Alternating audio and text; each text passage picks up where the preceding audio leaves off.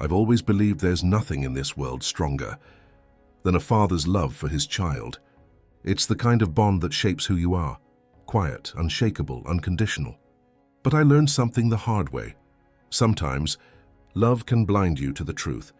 Sometimes it turns into a weapon, and you don't even see it coming. My name's Tom Walker, and for 59 years, I thought I'd lived a decent life. I wasn't perfect, as no father is, but I worked hard, paid my dues, and raised my daughter Emily the best way I knew how. Her mother Sarah passed away when Emily was only 6. Cancer, fast and merciless. I remember sitting in that hospital room, holding Sarah's hand as she whispered, "Promise me you'll give Emily the life I never had. Promise you'll be there for her no matter what." I promised. And for the next 20 years, I kept that promise like it was sacred scripture. I worked 2 jobs, mornings at the post office, nights cleaning offices downtown. I cooked, packed lunches, braided her hair before school, even learned to sew when she tore her prom dress the night before the big day. Every choice I made revolved around one goal: make sure my daughter never felt alone. She was my reason for breathing, and for the longest time I thought she felt the same. But looking back now, maybe that was the problem. Maybe I made her feel smothered by my love, or maybe she just learned how to use it. It started small, the distance between us. College came, and suddenly phone calls turned into quick texts. "I'm busy, Dad. I'll call later." Later never came. Still, I didn't push. I thought, that's what growing up looks like. Every parent learns to let go. When she graduated, she met Jason, the man who'd soon become her husband. Good manners, polite handshake, the kind of guy who looked you in the eye when he spoke. When he asked for my blessing, I gave it proudly. I even helped pay for part of their wedding, dipping into the savings I'd set aside for retirement. That day, watching her walk down the aisle in her mother's veil, I cried. Not from sadness, from pride. I thought I'd done it. I'd raised a woman strong enough to build her own happiness. But happiness, I've learned, is a fragile thing. It doesn't shatter loudly. It crumbles in silence. It was about 8 months after the wedding when I felt something shift. Calls became shorter. Visits stopped altogether. At first, I blamed myself. Maybe I was too talkative, too involved. But one weekend, I decided to fix it. I got in my old pickup, drove 2 hours to their house, and bought a small bouquet of daisies, her mom's favorite. I figured maybe if I surprised her, we'd have lunch, talk things through. Simple, normal. When Jason opened the door, though, his face didn't light up with warmth. It was confused, almost nervous. Mr. Walker, hi. Emily's not home right now." I smiled, tried to look casual. "That's okay, son. I'll wait." "Drove all this way?" He hesitated, scratched his neck, then stepped aside. "Sure, yeah, come in." As I stepped inside, the air felt heavy, the kind of heavy that tells you something's wrong. Her shoes were by the mat. Her purse was on the counter. I knew she was home. And then from down the hall I heard it. Her voice, muffled, sharp, like someone trying to whisper yell. "I told you I don't want him here, Jason. He ruins everything. He manipulates. Every time he shows up, he makes me look bad." For a moment, my body just froze. The room blurred. The air left my lungs. My own daughter, my baby girl, was talking about me like I was poison. Jason's eyes went wide. "Emily," he started, but it was too late. She stepped out, her expression dropping when she saw me standing there. "Dad?" Her voice was tight, almost annoyed. "What are you doing here?" My throat burned. I just came to see you. Didn't know that was a crime." She sighed, crossed her arms. "You can't just show up unannounced. You make things awkward between me and Jason." Awkward. That word hit harder than any punch I've ever taken, because all I heard was, "You don't belong here anymore." I set the daisies on the counter. "They were for you," I said quietly. And before she could reply, I walked out. Jason followed me to the door, mumbling something like, "She didn't mean it, sir." But it didn't matter. I couldn't hear him. I drove home in silence, rain smearing across the windshield, her words echoing in my head. He ruins everything. That night I sat at the kitchen table until dawn, staring at those old family photos, Emily on her tricycle, Emily at her first piano recital, Emily blowing out her 16th birthday candles.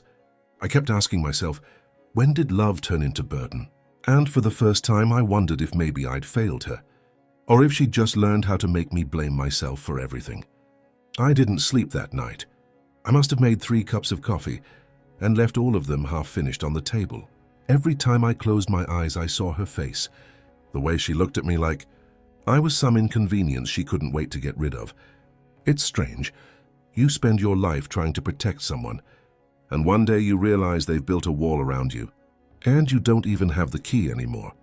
The next few weeks, I tried pretending everything was fine. I'd text her little things. Hope you're doing well. Saw your favorite cookies at the store. Love you. But most messages were left on read. Sometimes she'd reply with a single emoji. It's funny how a thumbs up can feel like a slap in the face when it comes from your own child. I started making excuses for her. She's busy. She's adjusting to married life. She'll come around. That's what parents do, right? We keep believing. Then one afternoon, my neighbor Linda knocked on my door. She's been my neighbor for 20 years, kind, no filter. The type who bakes cookies when you're sick and scolds you for not resting. She stood there holding her phone, eyes uneasy. "Tom," she said, "I saw something on Facebook. I thought you should see it before anyone else does." I took her phone. There it was, Emily's profile picture smiling with Jason. Underneath, a long paragraph that looked innocent at first glance. But every sentence cut a little deeper. It's hard growing up with a parent who controls every decision you make. Sometimes love turns into control. Sometimes the person who raised you is the same person who makes you feel worthless. She didn't say my name. She didn't have to. Everyone knew who she was talking about. The comments poured in. "You're so strong, Emily. Cut toxic people out of your life. Proud of you for standing up for yourself." And there I was, the invisible villain in a story I didn't even recognize. I sat on my porch for hours that day, just staring at the sky. I kept asking myself, did I really do that? Did I control her? But deep down I knew the truth. I'd given her everything, even my peace. The next day I tried calling her. Straight to voicemail. I texted, "Can we talk?" No response. By the 3rd day I left a voice message. "Emily, honey, I don't know what's going on, but please just talk to me. Whatever you think I did, I didn't mean to hurt you." She never replied. Then came the real gut punch. At work, my supervisor called me into his office. He looked uncomfortable, cleared his throat and said, "Tom, I'm sorry to ask, but is everything okay at home? Someone filed a complaint saying you've been emotionally unstable. Might be related to a family issue." A complaint from an anonymous source, and I didn't need a detective to guess who it was. I felt humiliated, not angry, not yet, just small. Like all the years I'd spent building a good name, all the quiet sacrifices, all the respect and gone, erased by a whisper. It's funny how fast a lie spreads when people want to believe it. Nobody checks facts when drama sounds juicier than truth. Days turned into weeks. The silence between us grew thicker, heavy, suffocating. Even Linda stopped asking questions. Then one evening around 10 p.m., my phone buzzed. It was Jason. I hadn't heard from him in months. "Mr. Walker," he said, his voice low. "Can I come over? I need to talk to you about Emily." Something in his tone, regret maybe, made my stomach twist. "Of course," I said. When he arrived, he looked different, tired, pale. He sat down across from me, rubbed his face and said, "Sir, I don't know where to start." He told me things I didn't want to believe. How Emily had been telling her friends that I'd stolen money from her college fund. How she'd told him I'd manipulated her mother's will after Sarah died. That I took money meant for her. Lies, complete lies. I stared at him, speechless. He looked ashamed just repeating them. Then he said something that made my stomach drop. "She even told people you tried to ruin our marriage, that you called me behind her back, told me she was unstable." My hands trembled. "I never did that," I whispered. He nodded. "I know. That's why I'm here. For the first time in months, someone believed me. And it wasn't just anyone. It was the one person she'd built her lies around. Jason said, at first I believed her. She's convincing. But then things stopped adding up. She'd tell me one story one day and another version the next." He hesitated. I started recording our conversations, just so I could make sense of things. That sentence hung in the air. I remember thinking, recording? Why would you do that unless you were afraid? Jason looked me straight in the eye. I think she's lying about more than just you, Mr. Walker. For the first time since Sarah's death, I felt something stir in me that I hadn't felt in decades. Not anger, but clarity. This wasn't just distance. This wasn't misunderstanding. This was betrayal with intention, and betrayal that calculated always collapses eventually. Jason promised he'd stay in touch, that he wanted to get to the bottom of things before confronting her. As he left, he said, "If she finds out I came here, she'll twist it against us both, but I'm tired of being lied to." When the door shut behind him, I exhaled for what felt like the first time in months. The pain was still there, but it was shifting, reshaping itself into something sharper. For the first time, I wasn't the broken father. I was the quiet observer. And quiet people, when they finally decide to act, they don't yell. They plan. That night, as I turned off the lights and sat alone in the dark, I realized something that chilled me to my core. Maybe I couldn't change the lies Emily told, but I could make sure her lies told the truth about her. The next few days after Jason's visit felt different. The air around me had changed. It wasn't peace, not yet, but the noise inside my head had quieted down. For months, I'd been trying to understand why Emily would do something like this. Now I stopped asking why and started wondering what else she was capable of. I didn't want revenge. At least that's what I told myself. But something about the truth, when you've been denied it long enough, just starts tasting like justice. I began noticing things I hadn't before. Old photos she'd untagged me from on Facebook.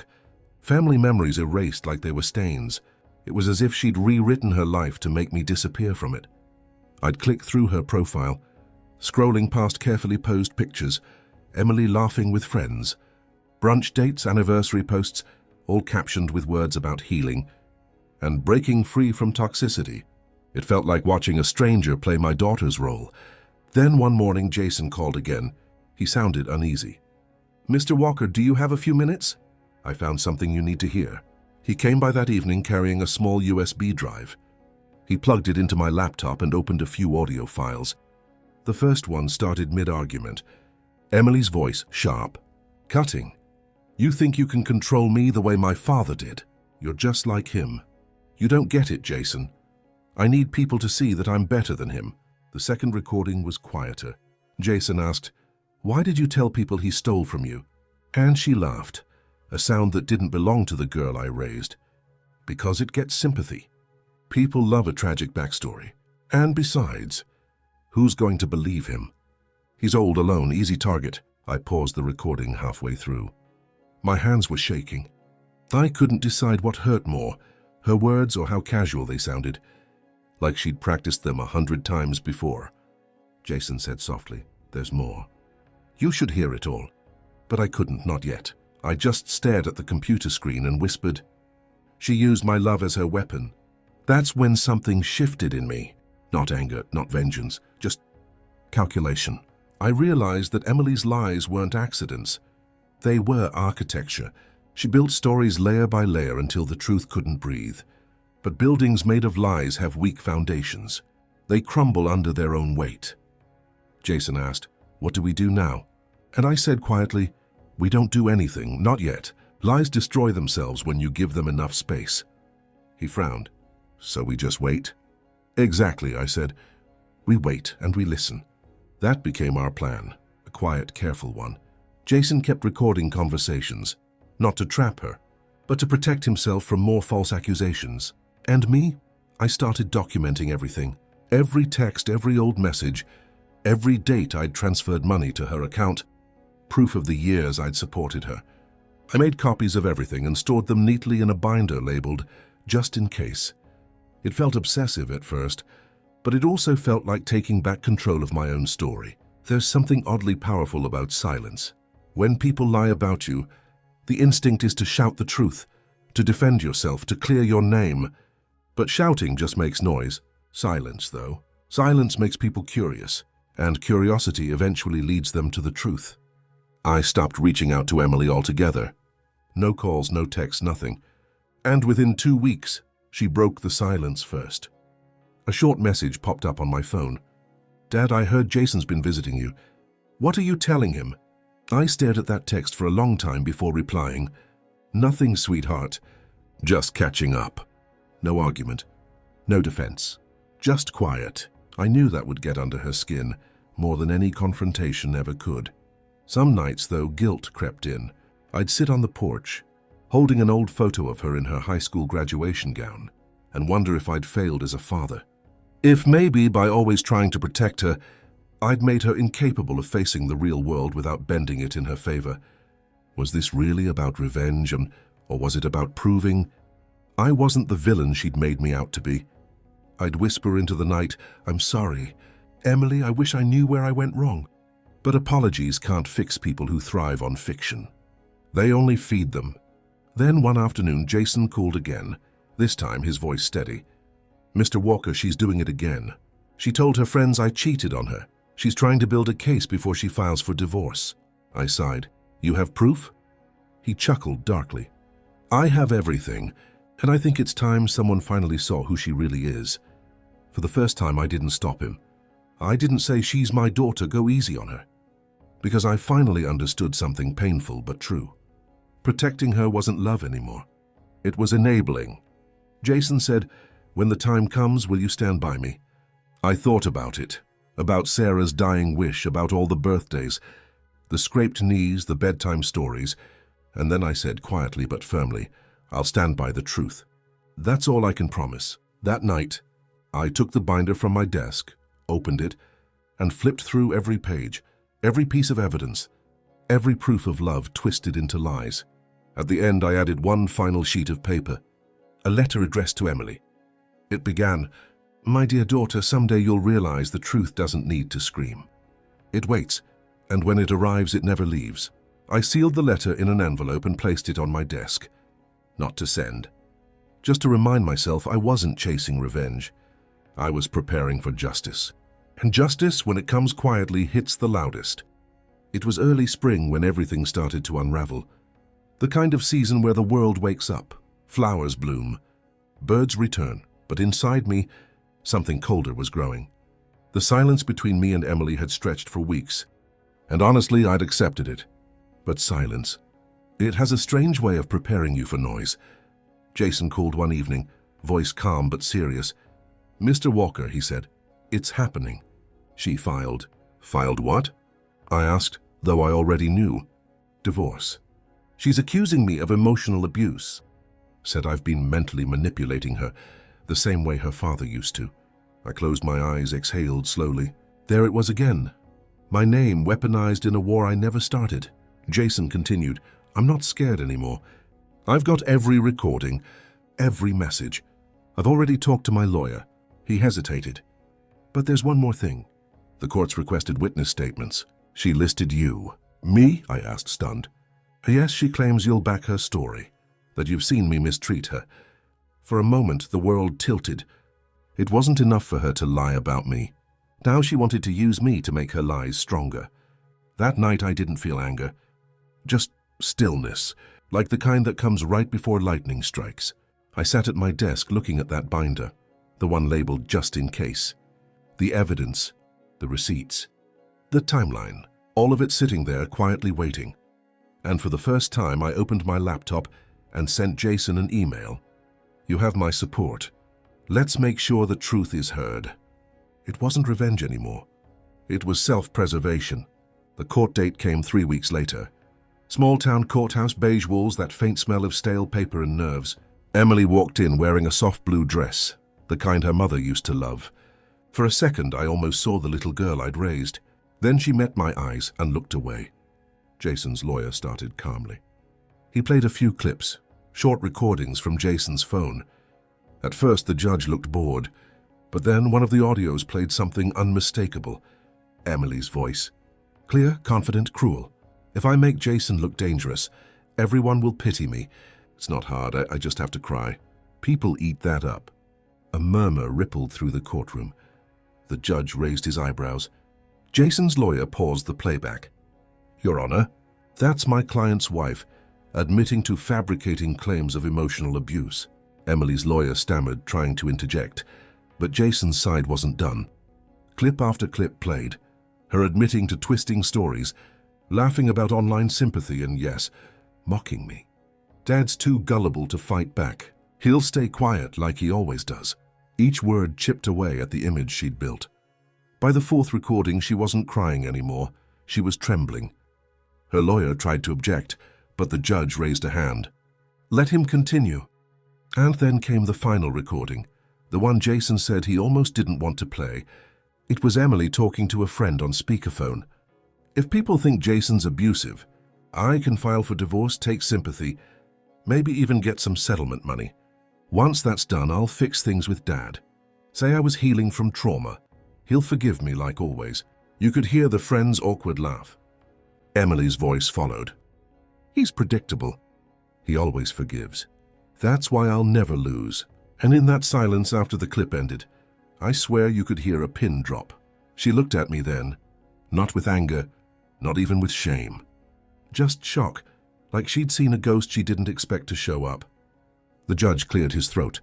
Mrs. Walker, you understand that falsifying statements in court is perjury, correct? Her lawyer's face had gone pale. Jason just sat there quiet, his hands folded. When it was my turn to speak, the judge asked, Mr. Walker, do you wish to testify? I stood, nodded slowly, and said, Yes, Your Honor. My voice shook, but not from fear, from restraint. I looked at Emily. I love my daughter, I began. Always have. But love doesn't mean enabling lies. I didn't raise her to destroy people for sympathy, and I won't stand here and help her do it. Emily blinked fast, trying to hold back tears, but it was too late. Her story had collapsed, not because I fought her, but because she'd finally run out of lies to hide behind. The case ended quickly after that. Jason was cleared of all allegations. Emily avoided perjury charges, but the judge made it clear her credibility was gone. She left the courtroom before anyone else, head down, shoulders trembling. I didn't follow. I just sat there, staring at the empty seat she'd left behind. Jason came over, put a hand on my shoulder and said quietly, You saved me, sir. I shook my head. No, Jason, the truth saved both of us. He nodded slowly, then added something I'll never forget. She'll try to fix it one day. But I don't think it's about fixing. I think it's about facing what she's done. That night, I went home and opened the letter I'd written weeks ago, the one addressed to her. I read it again, then folded it neatly and tucked it away in a drawer. There was nothing left to say that life hadn't already said louder. For years I thought silence was weakness. Now I understood it was strength, because sometimes silence doesn't mean surrender. It means you're giving truth room to breathe. It's strange how quiet life becomes after a storm. For weeks my house felt like a museum of old memories, untouched, frozen in time. The photos on the walls still smiled, even though the people in them didn't speak anymore. Emily hadn't called since the trial. No texts, no emails, just silence. And yet every night I'd still check my phone before bed, half hoping, half dreading that there'd be something from her. That maybe she'd say, Dad, I'm sorry, or even just, can we talk? But nothing ever came. At first that silence hurt. It clawed at me. Because even after everything, after she used my name to lie, after she tried to turn a courtroom into a stage, she was still my little girl. And love doesn't just die because trust does. I started spending mornings on the porch again, coffee in hand, just staring out at the street where she used to ride her bike when she was 9. Back then, she'd always yell, Dad, watch me! And I always did. Every single time. Now I was watching again, but this time there was nothing to see. About a month later, a small white envelope arrived in the mail. No return address, just my name, written in a handwriting I knew better than my own. For a long time, I just stared at it. Part of me wanted to burn it, end it right there, keep the peace I'd finally earned. But another part, the father in me, needed to know. Inside was a single sheet of paper, folded neatly, carefully, like someone had rewritten it 3 or 4 times before sending. Dad, I don't know what to say that will make any sense. I was angry. At life, at myself, at losing control. And you were the easiest person to take it out on because I knew you'd never fight back. I told myself I was strong, but really, I was scared of being ordinary, of being forgotten, of being unloved. You were right. Lies eat you alive, and they ate me. I don't expect forgiveness, but I wanted you to know. I hear your silence now, and it's louder than any argument we ever had. Emily, I read that letter 10 times, and every time something inside me cracked a little more, but not in pain this time. In release. You see, revenge stories, they always end with a win or a loss, but real life doesn't care about clean endings. Sometimes justice doesn't feel like victory. It feels like standing in the ashes of something that used to be beautiful, and finally learning how to breathe again. After that letter, I didn't rush to respond. Not because I didn't want to, but because I realized something. Forgiveness isn't a text you send. It's a decision you live. So I started small. I packed up the old photo albums, not to hide them, but to protect what was left. I went back to the community center, started volunteering again, tutoring kids who didn't have fathers in their lives. Every time I saw a kid smile when they understood something, I thought of Emily, and it hurt, but in a gentler way. Because pain, when you stop fighting it, becomes memory. And memory, if you handle it right, becomes wisdom. About 3 months later, Jason stopped by. He looked better, calmer, more grounded. He said he'd moved to a new town, started a small home renovation business. Before leaving, he handed me a small flash drive. "There's one more recording you should have," he said. I frowned. "Another one?" He nodded. "It's not what you think. It's closure." After he left, I sat at my desk, plugged it into my laptop. There was only one file labeled dad.mp3. When I played it, I froze. It was Emily's voice, and soft, tired, different. "Dad, I know Jason probably gave you this. I didn't want to write another letter because I didn't want you to read more pain. I wanted you to hear me instead. You didn't destroy me, Dad. You saved me from the worst parts of myself. I used to think revenge was about making someone hurt the way you did. But now I see real justice. It's about truth finding its way back to light. I don't expect us to go back. I just hope one day when you see me, you'll still say hi." By the time the message ended, I was crying, the kind of quiet crying that comes from years of holding it all in.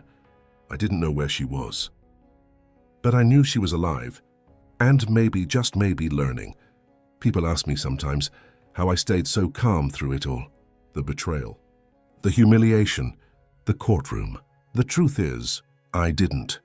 I broke, just quietly. But I learned something. Sometimes, the best revenge isn't proving someone wrong. It's outliving the version of yourself their betrayal created. I still walk by the park where we used to go when she was little. Sometimes I see fathers with their daughters, laughing, running, holding hands, and for a split second I envy them. Then I smile, because at least I had those moments once. And some people never do. The truth has a strange way of coming full circle. It may take months, years, decades, but it always finds its way home. And when it does, you don't need to shout or seek revenge. You just stand still and let the world finally see who was telling the truth all along. That's my confession, a story not about punishment, but about understanding how far love can bend before it breaks. So if you're watching this, and you've been betrayed by someone you raised, loved, or trusted, remember this: silence isn't weakness. Sometimes it's the loudest kind of power there is. And I'll leave you with this question. What would you have done if your own family betrayed you like this? If my story hit something in you, don't forget to subscribe and share your own confession in the comments. Because sometimes healing starts when you finally say your truth out loud.